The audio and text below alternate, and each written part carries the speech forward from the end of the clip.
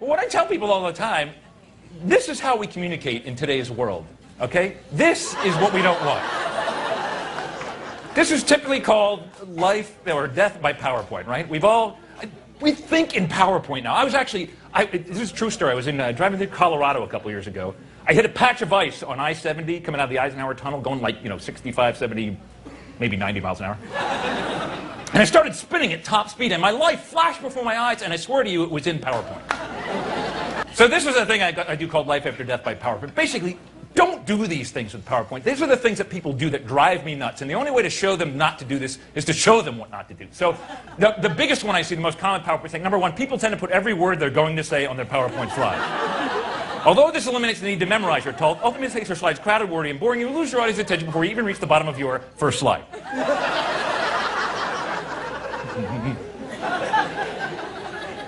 Second most common, font size is important. Size matters. Too small, and that's not good for anybody. On the other hand, too big, and you're looking like a moron.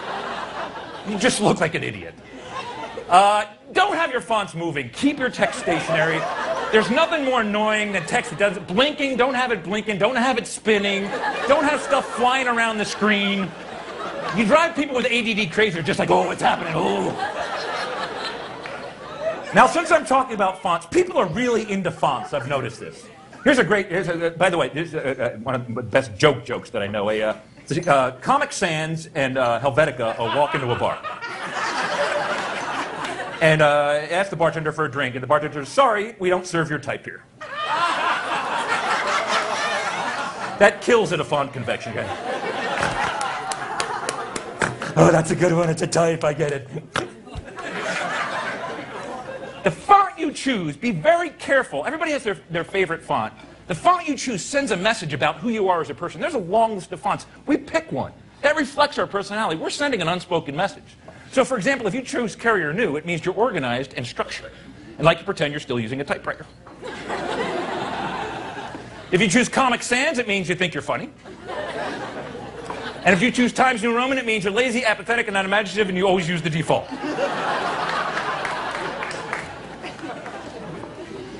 If you choose Georgia, it means you speak with a southern accent. If you choose Ariel, it means you like The Little Mermaid. Fourth most common PowerPoint mistake, avoid excessive bullet pointing, only bullet key points. Too many bullet points, and your key messages will not stand out. In fact, the term bullet point comes from people firing guns at annoying presenters. This slide, by the way, has crashed PowerPoint. Apparently, there's a max about how many bullet points you can have, and I said I crashed it. The other thing you can do is have animations. People love animations. They have stuff going, zooming in and out and left and right. You get seasick watching some of these. And it turns out if you're a visual learner, your effectiveness as a speaker will go up with the more animations. But if they're easily distracted, they are not even paying attention to what you're saying. They're just watching the cool stuff. And there's regions to this graph. There's the simple but effective region, the active but confusing, the effective but boring, the active but ineffective, the dull but static region, the busy but useless region over there, the ADD only region there up in the corner, the useful amusing, the stupid confusing, the dull triangle, the hyper triangle, the sleepy square, the dizzying pentagon, and then everything else is just grouped into what's called pointless motion. This one slide, by the way, took me 3.5 weeks to make. It's true. It's how PowerPoint can suck the life out of you. Now, one of the biggest dangers today, and I'm telling you, I hear it more and more every time I hear a conversation, is what I call SAOD, or Severe Acronym Overload Disorder. Have you heard people talk recently? There are no words going between, yeah, I am my CFO about our ROI and our CRM and our RRP, and it turns out our EPS is really SOL, so we better do something ASAP. Like, can I buy a vowel? I can't solve your conversation.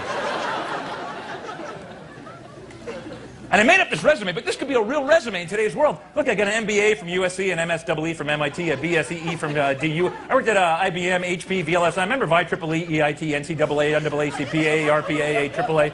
I wanted a position as CEO, COO, CFO, CIO, CTO, CMO, CSO, CPO, CYO, VP, EVP, or EIEIO. I want to be the EIEIO of a company someday. It's actually my dream. Hi, I'm the EIEIO. Nice to meet you.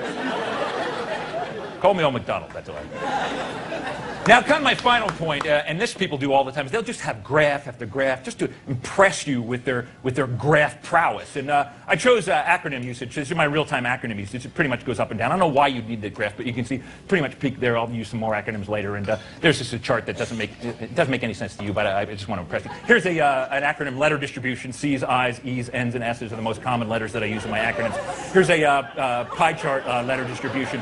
And here's, I have no idea what you'd use that for, but you can generate that automatically in PowerPoint. So I figured what the heck I did. Here's a line graph, the number of line graphs throughout my show. Here's a bar chart, number of bar charts. Pretty much goes up and down. Here's a real bar chart. There's beer, wine, martini. That's the kind of bar chart I'm into. Here's a candy bar chart. Here's a salad bar chart, tomatoes, sprouts, spinach, and the different calories of each. Here's a sushi bar chart. This is a probability of illness, depending on what your favorite. There's a lot of detail in my act. Please pay close attention. Here's a spreadsheet of spreadsheets. Getting back to the charts. Here's a spreadsheet of spreads. Butter, margarine, I can't believe it's not butter. Mayonnaise, French onion, cheese whiz, and Patriots +5 over Colts. Every possible spread you could imagine. Here's an org chart of org charts. Here's my main org chart, my sales, marketing, engineering org chart. Here's your reorg chart. Every company should have those. And then this is interesting. This is my actual family org chart. Make one of these. It's important. Steve, our cat, runs our family. If you have a cat, you know that is true. Any animal that goes, hey, I just pooped in there, somebody clean that up. Clearly head of the family. My wife, Laura, reports to Steve, I report to my wife, and the remote control reports to me. That's it. That's my entire region of domain right there. Back to the charts again. Here's a pie chart of chart types, 3D charts, bar charts, pie charts. Here's a pie chart of pies for dessert, lemon, pumpkin, cherry, pecan, apple. Here's a pizza pie chart.